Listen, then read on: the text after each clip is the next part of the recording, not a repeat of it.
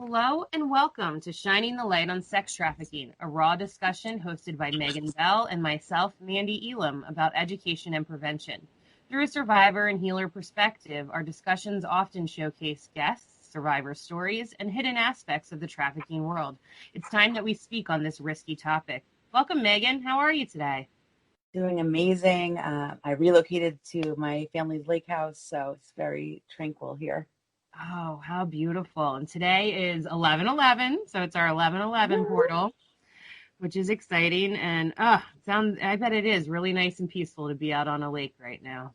It is. It's definitely going to help me, finish writing my book and just really focusing on self-care, which I feel like the universe and God is pretty much demanding me to do so at this point. I've been through that myself. And if we don't listen to it, then our bodies take over and take us out anyway until we listen to it. So I'm glad you are. Glad it wasn't that extreme. I know, right? Oh, thank goodness.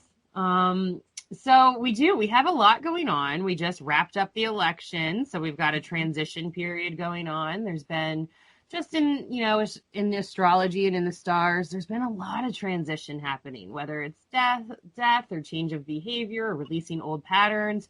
We just finished up about 8 retrogrades, so a lot of people are feeling the old releasing and the new coming in. And something that we wanted to talk about today was transitioning out of sex trafficking. Maegan wanted to share part of her story about that, and we were going to talk about just some of the aspects that go into transitional period, particularly with this field. So, Maegan, what were you feeling called to share today?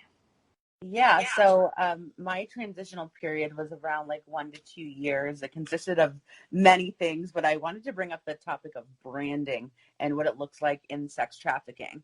I know a lot of people have heard of like you brand your cattle, right, to show ownership. And that's what traffickers and pimps do. They brand their victims as a cattle would be on a farm, which is crazy to think about, but they actually do. And during my transitional period, I met a man online. This was actually after I was trafficked, and I fell in love with him. He was from California. He was another rapper. I didn't see the pattern in my own journey. At that time, I was really young. And he was like, well, if you love me, you'll get this tattoo for me. And I pretended. So I actually photoshopped it on me once. And he's like, no, this is bogus. This is not real. Like, don't lie to me. I'm going to like pretty much dead you if you don't do this for me. So he used the brainwashing and, that kind of thing. And I didn't even see him as a trafficker at that point. I saw him as a man that I thought loved me. So and like, this was someone you met after you were transitioning. Yeah.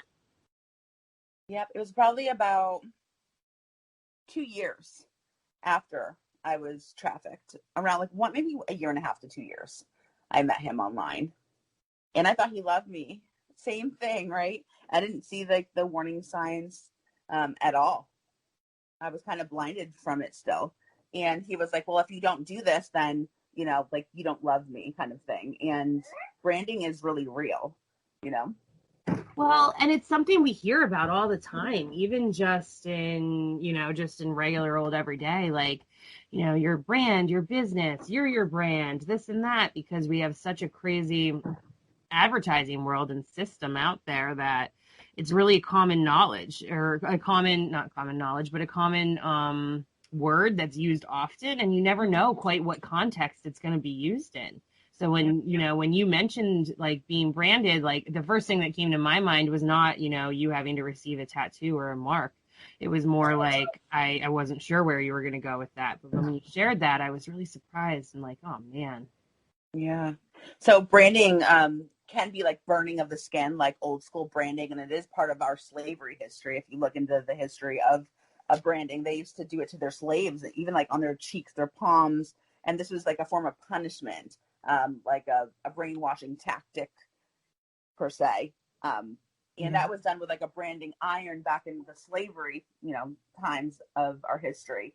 And now traffickers are actually branding their victims to show ownership of them, just like cattle or slaves, would have gone through.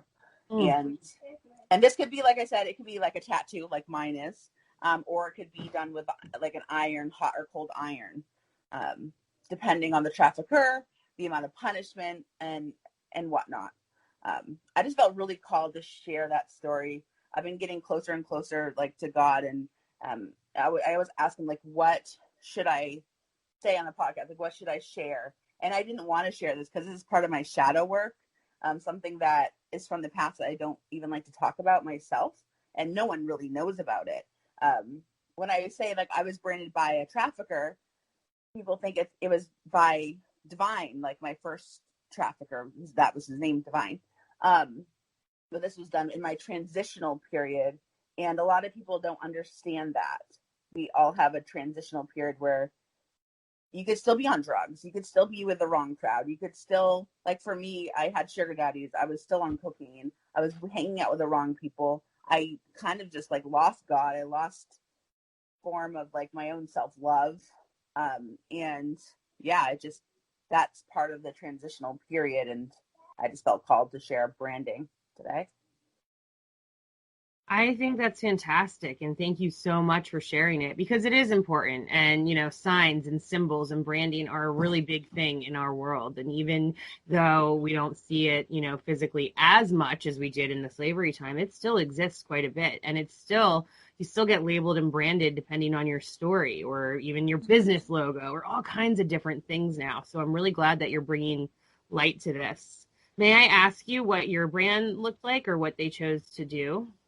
Mine was his name, Kino, and it's like right by my vagina. Okay. That's where he wanted it.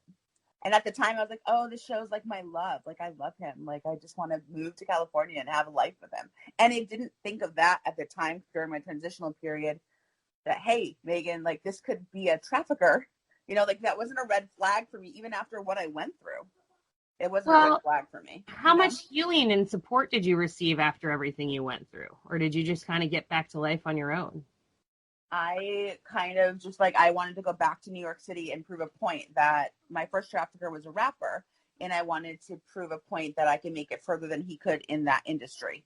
So I moved back to New York. I didn't really have any support. When I moved to Maine for a few months, I actually went to see a therapist in the church. And they pretty much told me I was dirty. And like that put me away from God. Like that person, that therapist in that church literally put me arm's length away from God, and I totally lost faith. And I kind of just turned, dark. And I think that was during my transitional period. If I went to the right person at that time, I think I could have gotten turned around, but I didn't. Yeah. Oh, that's really hard. I not even comparable, but there was a time after college I went and applied at this school that was like an all Catholic school and an all women's school because they had a program I was really interested in. And I had a rough time in college and I didn't have the best GPA and I failed in and out and had eating disorders and all kinds of things. And I went to this one college being like, okay, God will take me in. Like, this will be, this is the place to like I'm going to go to a women's college and turn it around. And like, I wasn't good enough for them either. And it was the same kind of thing. And probably around Maegan and I are kind of soul sisters. So it's probably around the same time. But I was probably like 23 or 24, something like that, maybe 22. Yeah. And I remember being like, fuck this. Fuck God. Like, fuck all that. Like, they're so judgmental and so mean. And like, they don't want to help me heal. So like I said, my experience isn't nearly the same as yours, but I do know that feeling of kind of being shut down by God or a place that you think is supposed to accept you and help heal you. Yeah. Now I've found God again, and I found a church and like a fellowship that supports me, welcomes me in, especially like spiritual work with you and other people that are in like the more spiritual side of things. And then I have like my Jesus friends, and like I found that balance, and now I found God again, and I found the universe again, and I know that I'm being held, and like everything's happening for a reason. And during that transitional time, you kind of lose that, and if that one person didn't call me dirty, I think I would have been fine. I just think that it wasn't time for me to have God in my life right at that time. Maybe it wasn't. I don't know. I'm a believer in divine timing, and it sounds like you did have to have some other life experiences. And as shitty as it was, perhaps you were being protected, and God was like, "Oh, this isn't your church. This isn't your people. It's not going to help heal you." Because that's the thing when you feel judged and you feel or meant to feel dirty like that. it's not okay, and it's not accepting, and it's not forgiving. It's not Christ-like. So I do very much believe that you were being protected at that time, and you've blossomed and you've come so far, and you've learned so many amazing things. So for all of our listeners out there, even if you have had an experience like this, or sometimes a closed door is really protection, even if it comes with a label. And that's the other thing, once you were labeled as dirty, that stuck in your mind and became Oh, an it still sticks in my affirmation. mind. Yeah. Yeah, it still sticks in my mind. Like, even when I'm trying to find love again, like, who's gonna love me? Because I've had sex with I don't know how many men, right, and women who will love me because I feel dirty, and I have to like retrain my brain. Like, you're not, like, you didn't want to do that. It was not something that you went outside and was like, I want to be a prostitute. Because you can say that women do want that life, right? Some women are like, yes, I want to be a prostitute, and like they're okay with it. Mm-hmm. And some people are trafficked and they don't have that choice. Absolutely. Yeah, and you did not have nearly as much of a choice. And it's just so crazy, of all the things that you've been through and all the physical abuse, how much words actually stick so much longer. The mean words. The Yeah. mean, they really do. And like I can think of like 8,000 topics opportunities in my mind of where somebody said something and it stuck with me for a really long time. So Yeah. thank you for sharing that because it's so important. Hey, you're welcome. I felt really called to share it. And branding is also a warning sign. So if you see someone that has a tattoo of their quote unquote boyfriend or girlfriend, that could be a warning sign of trafficking. So just be on the lookout for that. And normally they will do it in places that you can't see. Some traffickers do it on the neck, though. So you just never know what type of trafficker that person could be potentially with. So just be, on the lookout of branding and what it looks like. I think that's fantastic. What do you feel like you needed most during your transition time that you didn't have or that you could have used at that time? Faith and a good circle. Mm. Yeah. What do Because you I was think? just hanging out with the wrong people. I was hanging out with the same girl that I used to party with when I met my trafficker. Okay. She's the one that helped me go back to New York. I like lived with her and her sugar daddy for a long time. Okay. While I moved. But that's a whole nother story. We could have like a whole episode on just my transitional period, because it Well, was another book worth of well, stories. perhaps we'll do that on our next episode to talk a little bit more about that. But that transition period, the in between, is so incredibly crucial and so important. Mm-hmm. So I'm glad you're sharing it. Yeah, it's time. I was ashamed from it for a long time, and it's time that I talk about it. I was like, well, people think I've been trafficked, right? And then I'm going to tell them that, hey, I dated a sugar daddy. After they're going to be like, wait, what? So that's what I was scared about, and I had a fear, and I'm done being scared. Good I'm for in that you. part of my journey that I don't care anymore. Good for you. Thanks for sharing it and let it be seen and heard. And that's the thing. We can alchemize and transmute our fear when we get a little curious about it or start to share it or start to talk about it. And you're not the only one. And these things aren't black and white. And yes, some people are kidnapped and sold into sex trafficking, and some people are manipulated into it, Yeah. and most people are manipulated into it. And what I love about this show is we give a lot of light to the adults who have suffered through this. Mm-hmm. It's often broken people. And yes, all the power to it. We have a beautiful sister show, Horror Magic, that's all about empowering your own basically your own sexual energy and empowering Mm-hmm. yourself and releasing all guilt and shame around that. And, the sex industry, there are sex workers and there's healthy sex workers. Actually, coming up soon, I'm going to be interviewing a yoni massage practitioner who helps people to relieve trauma and different things that are held in the womb space. So there's all different kinds of topics and ways to go around sexuality, but it's so important that we talk about it all.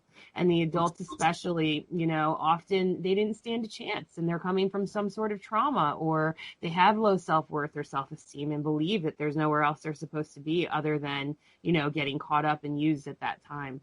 Yeah. And even like low income, like homeless people, because they're like, oh, I don't have any money to eat, and for my family, what can I do? They meet this guy and he's like promising them money in the world. Of course you go there, right? So many people. It's a shame. Yep. Yeah. Money is the root of all evil. It really is. But It it's is. also one of the biggest driving forces for sure, I think, for women, especially getting caught up in this and adult women. Because, like you said, they have to survive or take care of themselves, and there might not be another option at the time. And it does. It sounds really good and really easy. And, sometimes people, and that's what I was going to say before too, like when we were talking about Whore Magic and the other projects going on, like there are beautiful sex workers out there who want to do it and are empowered and come at it from a very healed space. But then there is also a lot of people who are really vulnerable and get manipulated into this. Yeah, I agree. I met people in the industry when I was being trafficked that liked it. That was their job. And I was like, what's wrong with you? Because I didn't understand it, right? I didn't want to do that. Because during my trafficking, I actually had an agency that I worked for. So like they came and picked me up, drop me off. And my trafficker liked that because he could actually go out and get other girls while I was with an agency. So yeah. But anyway, that's a whole nother topic. But yeah, I did meet some women that voluntarily did it as their job. Yeah. Which that exists. And that's the thing. I'd like to see that as we have a healed world coming up here. I'd like to see, safe places and empowering places. And, I have not lived in Amsterdam, but I know like sex work is legal there. And I have some friends who live there and say that it's not like that. It's not shady or seedy. It's a different kind of thing. And gives it a whole different energy. And like, I was talking to this one woman who's like, yeah, like I'm not afraid of being attacked that much. And like, I feel like there is a need, a need that's not being met that's created this horrible kind of shitstorm we have going on here with this whole sex trafficking industry. But once, our sexual needs are met in healthier ways, maybe some of this can disperse and there can be less need for it, and the abuse especially. That's the hard part. It's the fact that people are abused and manipulated and not giving permission. When you're wholeheartedly wanting to enter an experience, it's a totally different world. Totally different. And we've had that forever. Since I remember even like reading books about the Middle Ages, and there was, prostitution back then. And some of them wanted to do it, some of them didn't want to do it. It's been going on forever. Yeah. Yeah, it just gets down to choice. Well, we're getting to the end of this episode, and I think our next episode will definitely talk a little bit more about your transitional period. Is there anything else you wanted to mention today, Maegan?